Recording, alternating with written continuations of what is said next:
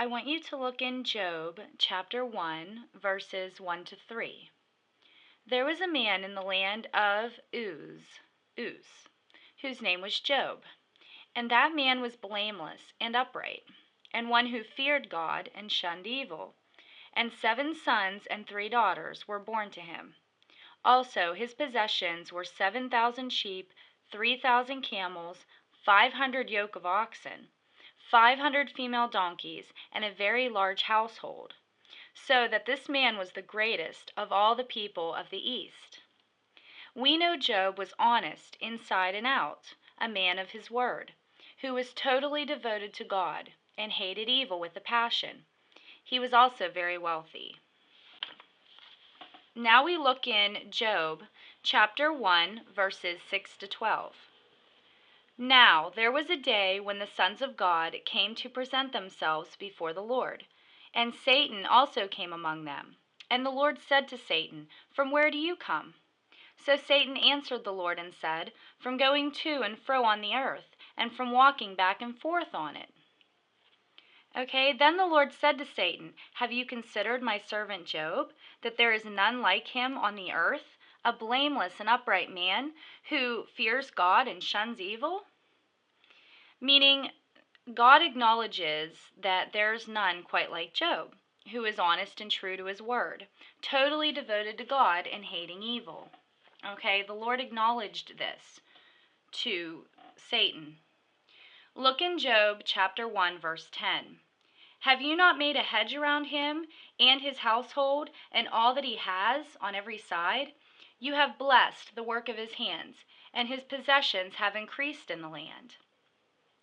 Okay, meaning Satan says to the Lord, you make sure nothing bad ever happens to him, or his family, or his possessions, and you bless everything he does. He can't lose. But then, Satan went on to say to God that if God were to take everything from Job, then he would curse him to his face. Okay, and I want you to look in Job chapter 1, verse 11. "But now stretch out your hand and touch all that he has, and he will surely curse you to your face." God gave permission to Job to be tested by Satan. Satan only has authority that God gives to him, and nothing more than what God allows. Look in John chapter 19, verse 10 to 11. "Then Pilate said to him, 'Are you not speaking to me? Do you know that I have the power to crucify you and the power to release you?' Jesus answered, 'You could have no power at all against me, unless it had been given you from above.'" Carrying on, so Satan went out and attacked Job's property and children. Look in Job chapter 1, verses 13 to 22. Then Satan attacked Job's health in Job chapter 2, verses 1 to 10. And through all of this chaos, not once did Job curse God. Okay? Even Job's wife said in Job chapter 2, verses 9 to 10, "Then his wife said to him, 'Do you still hold fast to your integrity? Curse God and die.' But he said to her, 'You speak as one of the foolish women speaks. Shall we indeed accept good from God? And shall we not accept adversity?'" In all of this, Job did not sin with his lips.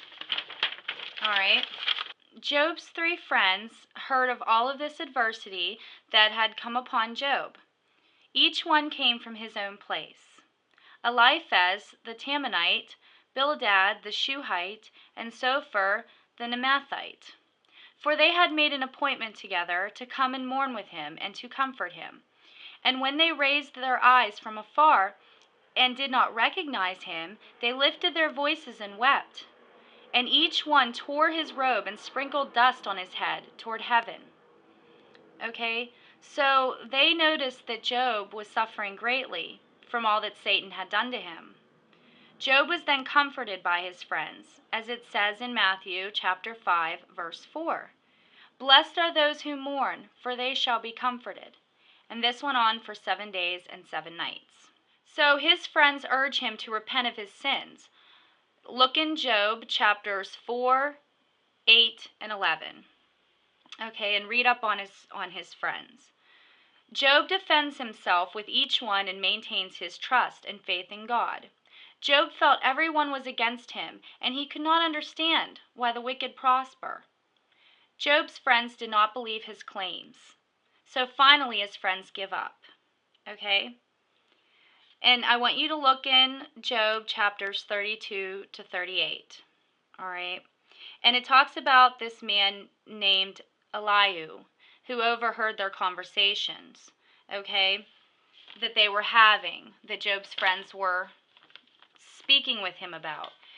Now, he got angry with the friends for their accusations, okay, assuming that Job needed to repent because he did something wrong. He is mad at Job because Job was hinting that maybe God is not just. He accuses Job of trying to undermine the sovereignty of God.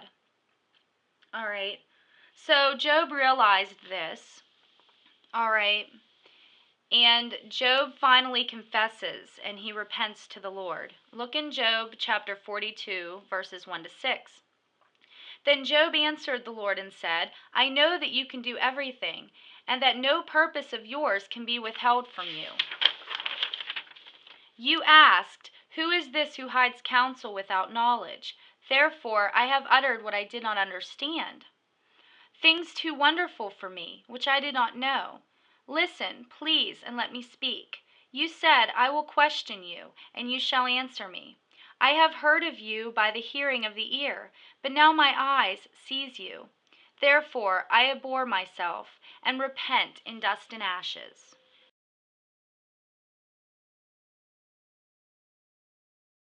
That the Lord said to Eliphaz the Temanite, my wrath is aroused against you and your two friends, for you have not spoken of me what is right, as my servant Job has. Now therefore take for yourselves 7 bulls and 7 rams. Go to my servant Job, and offer up for yourselves a burnt offering, and my servant Job shall pray for you. For I will accept him, lest I deal with you according to your folly, because you have not spoken of me what is right, as my servant Job has. Job started out with 7,000 sheep, 3,000 camels, 500 yoke of oxen, 500 female donkeys, and a very large household. Okay? And he was named the greatest of all of the people of the East. Now, in the end of all of the things that have happened to him, all right, this is what he has now, okay? For he has 14,000 sheep, 6,000 camels, 1,000 yoke of oxen, and 1,000 female donkeys. He also had 7 sons and 3 daughters, okay? In all of the land were found no women so beautiful as the daughters of Job, and their father gave them an inheritance among their brothers. After this Job lived 140 years, and saw his children and grandchildren for 4 generations. So Job died old and full of days. In the end, he came out with twice as much, than he started with. All right? Throughout Job's sufferings, he never cursed God, okay, once for his losses, or blamed God for all that came upon him. Satan attacked all he had, including his health, and Satan thought doing all of this to Job, would make him curse God to his face, but it never happened.